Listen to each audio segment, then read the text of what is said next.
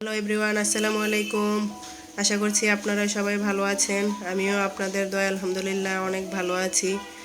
শহরের বদ্ধ পরিবেশ থেকে গ্রামের খোলামেলা পরিবেশে কিছুটা দিন সময় কাটালাম, তাই এখানে ব্যস্ত হওয়াতে আপনাদের সাথে ভিডিও শেয়ার করতে পারছি না। আজকে আপনাদেরকে আমি আমার পুরো বাড়ির ভিডিও একটু ক্লিপ নিয়ে শেয়ার করলাম।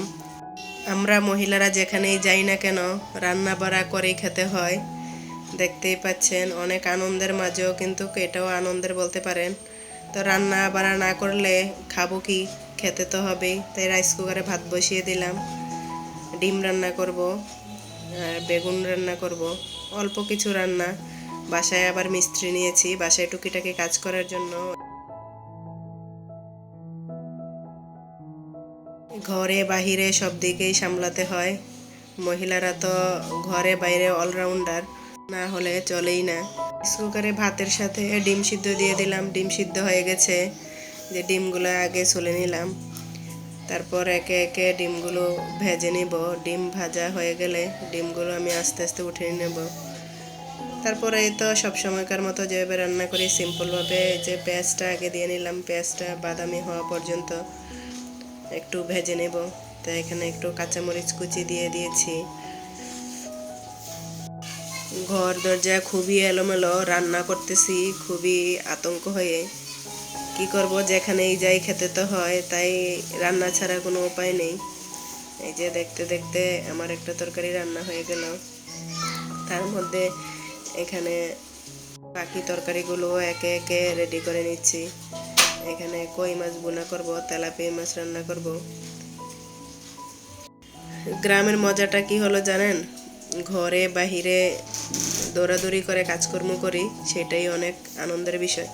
বাসায় এসে তো দেখি আমার ফ্রিজের অবস্থা 12টা বেজে গেছে। আমি রান্না বসিয়ে আর ফাঁকে কিন্তু ফ্রিজ পরিষ্কার করতেছি, দেখতেই পাচ্ছেন। এদিকে তরকারি কাটাকাটিও চলছে, রান্নাও চলছে একে একে। সব মিলে খুবই এনজয় করলাম। গ্রামের সব কিছু আমার খুব ভালো লাগে। শহরের বদ্ধ দালান কোঠায় মনে হয় যেন নিঃশ্বাস বন্ধ হয়ে যায়। ওই নিঃশ্বাসটা গ্রামে গেলে হয়তো ফিরে পাই, ওইটাই আমার আনন্দ। আর আমার ছেলে মেয়ে তো অনেক আনন্দ করে, বলে ভাষায় বোঝাতে পারবো না যে ওরা কতটা এক্সাইটেড। আমার ছোট পিচ্ছি মেয়েতে বলে, মাম্মি আমি তো আর গ্রাম থেকে যাবই না। আমি ওর ছোট চাচ্চুকে বলে, ও ছোট বাবা আমি ছোট বাবার বাসায় থেকে যাব, তোমরা সবাই বাসায় চলে যাও। ও গ্রাম থেকে আসতেই চাচ্ছে না। এ বলে তোর চাচ্চুর গলায় জড়িয়ে ধরে কান্না প্রচুর, ছোট বাবা আমি যাব না। আমার ছেলে মেয়ে সবাই চাচ্চু ডাকে, ও বলে ছোট বাবা। ওর ছোট বাবা তো ওর জন্য একদম পাগল, বলে মা তোমাকে আমি যেতে দেবো না, তুমি আমার কাছে থেকে যাও। অনেক কান্নাকাটি করে। কথায় বলে ঢেকি স্বর্গে গেলেও ধান বানে। তো আমাদের মহিলাদের অবস্থাও ঠিক তদ্রূপ।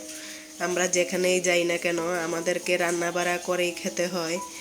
তো রান্না বাড়া ছাড়া তো কোনো উপায় নেই, মহিলা বলতেই রান্না বাড়া, কিচেন সামলাতে হয়। ঘরে বসে আমি একা একা রান্না করতেছি, আর আমার ছেলে মেয়ে পুরো বাড়ি দৌড়াদৌড়ি করতেছে, খেলাধুলা করতেছে। বাসা থেকে ফুটবল ব্যাডমিন্টন সব কিছু নিয়ে গিয়েছে, ওরা নাকি গ্রামে গিয়ে অনেক খেলাধুলা করবে। এ তো ছেলে মেয়ের আনন্দটাই তো বাবা মার কাছে সব কিছু। ও ছেলে মেয়েকে আনন্দ দিতে পারলেই বাবা মা হ্যাপি হয়, এই আর কি। তো একে একে আমার রান্না বাড়াও সব কিছু হয়ে গেল। গ্রামে এসে এতটুকু সময় পাইনি যে আমি একটু রেস্ট করব বা একটু ভিডিও ক্লিপ নিব। এগুলো সব কিছুই নিয়েছে আমার বড় বাবাটা, কারণ আমি এতটাই ব্যস্ত ছিলাম যে আমি মোবাইল হাতে নেওয়ার পর্যন্ত সময় পাইনি। তাই যে গ্রামের টাটকা গাছ থেকে পাড়া বিলম্ব দিয়ে এর ফাঁকে আবার একটু টক রান্না করতেছি। দেখতেছি না, গ্রামের জিনিস তো মিস করা যাবে না। নিজ হাতে গাছ থেকে পেড়ে রান্না করে খাওয়ার মজাই আলাদা। বিলম্বগুলো কিন্তু আমি গাছ থেকে পারিনি, আমার মা গাছ থেকে পেড়ে নিজ হাতে আমার জন্য পাঠিয়ে দিয়েছে আমার শ্বশুর বাড়িতে। শুধু বিলম্ব পাঠায়নি, অনেক কিছু রান্না করে পাঠিয়েছিল আমার জন্য। গরুর গোশ, মুরগির গোশ, শিং মাছ ভুনা, ফুলকপি দিয়ে, কাতলা মাছ দিয়ে অনেক কিছু রান্না করে পাঠিয়েছিল। কারণ যেদিন আমি বাড়িতে আসি ওই দিন তো আমার রান্না করা আমার পক্ষে পসিবল হয় না, তাই আমার মা পাঠিয়ে দিয়েছিল। এই তো একে একে আমার সব রান্না শেষ হয়ে গেল। তো টেবিলে আমি সব কিছু গুছিয়ে রেখেছি। এখান থেকে আমার মেয়ে আবার, আমরা কি করব, গ্রামে খাওয়ার জন্য ডাইনিং টেবিল নাই, তাই টি টেবিলের উপরে সব কিছু আস্তে আস্তে গুছিয়ে নিচ্ছে আর হাসতেছে, বলতেছে মাম্মি আমি টেবিলে খাবো। তাই ডাইনিং টেবিল তো নেই, আমি টি টেবিলের উপরেই সব কিছু দিয়ে দিয়েছি, দেখতেই পাচ্ছেন। টেবিলে তো প্লেট রাখার মতো কোনো জায়গা নেই, তাই আমরা সবাই অপোজিট সাইডে খাটের উপরে বসে গেছি খেতে। এই তো আজকের মতো ভিডিওটি এই পর্যন্তই। সবাই সুস্থ থাকবেন, ভালো থাকবেন এবং আমার জন্য সবসময় দোয়া করবেন। আল্লাহ হাফেজ।